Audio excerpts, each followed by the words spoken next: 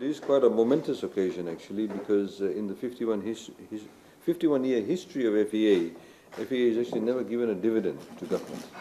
This is the first time, and they are starting off with a $20 million dividend. We of course look forward to further dividends, Chairman. But as you know, FEA has in the past number of years, in particular in the past 10 years or so, under the Bainimarama government and of course now under the Fiji First government, we have put in unprecedented amounts of money into infrastructure. And the provision of electricity to ordinary Fijians throughout Fiji has been one of our key objectives.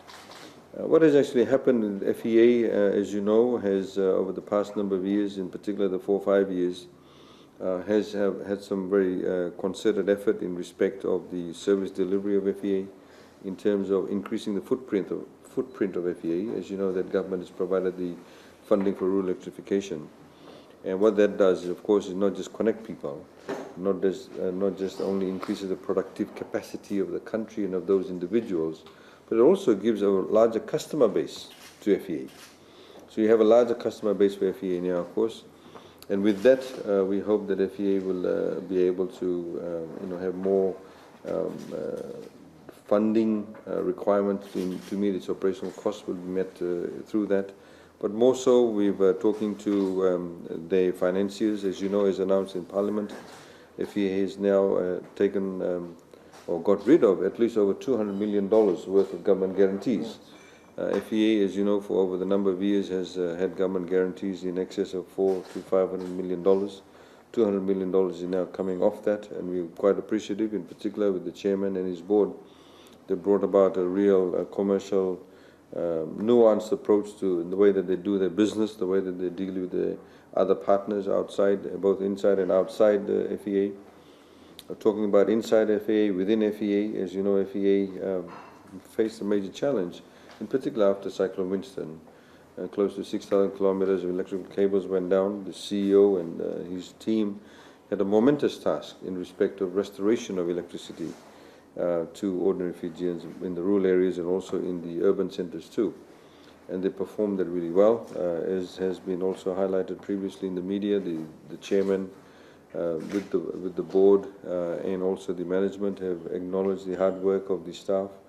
They have been given not just the annual performance bonus, but also an additional bonus that was given out, and that bonus was shared equally, both between management and the ordinary staff, which is again quite significant. So a number of important milestones have been achieved, not just milestones that were set previously, but new ones that have been actually created by the board.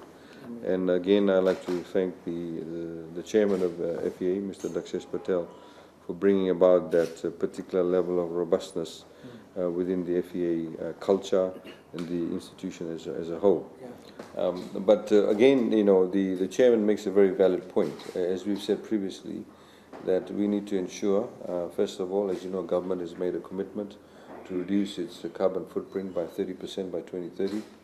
And of course, we also need to ensure that there is more renewable energy sources contributing to the generation of electricity, so therefore less dependency on fossil fuel. Notwithstanding that, I mean, FEA, of course, as you know, has been making large investments, developing new partnerships, whether it's Nambo, whether it's Nandari Batu, whether it's other IPP providers. The reality is that the input cost of renewable energy or generating electricity from renewable energy is actually quite high. So whilst the actual source of energy may actually be relatively low, the fact is the capital input is quite high. So we need to make certain choices, and he's absolutely right. As you know, government has given protection now, as announced in the budget, to all Fijians who earn less than $30,000. We will subsidize 50% of your tariff cost. But there are, of course, other Fijians who, as the chairman highlighted, may have 1 or 2 swimming pools, have 10 air conditioners, 2 or 3 refrigerators, or people who actually have large commercial gain from the uses of electricity. So there needs to be a distinction in the manner in which we have the tariff pricing. Of course, there are certain current distinctions, but they need to be fine-tuned. And I think that's what the chairman is also saying, that they'll be talking to the Commerce Commission in respect of that. So it's not for a tariff review for ordinary Fijians, but those who are the top end of the usage, those people who may be making a commercial gain from it.